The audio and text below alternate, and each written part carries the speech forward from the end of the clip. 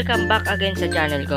Ngayon ituturo ko naman sa inyo kung paano kumuha ng Bitcoin o tinatawag nilang cryptocurrency. So bago natin simulan, don't forget to hit the subscribe and notification bell para ma-notify ka sa mga susunod kong video. So simulan na natin. Una, pupunta tayo sa ating Google Chrome. Then i-search natin is solidminer.io.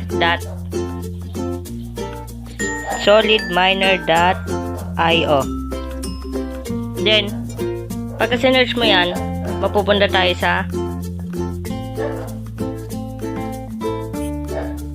dito.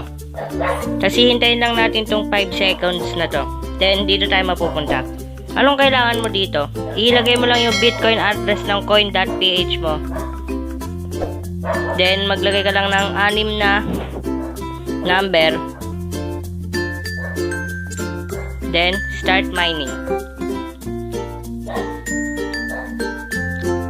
So guys, kaya ako sinasabi sa inyo dito dahil napakadali lang. As you can see guys, meron ako 0.0000015404, which is kanina ko lang ginawa to guys. Kahit offline kayo, pwede nyo siyang kusa siyang nagmamine. Tingnan nyo, i-refresh nyo lang, madadagdagan na siya.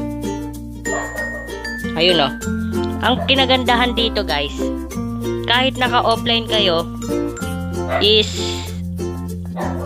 gagalaw siya at magmamine pa rin siya. Ayun yung kinagandahan dito. At nakita ko naman sa mga sa mga review is legit na legit po siya.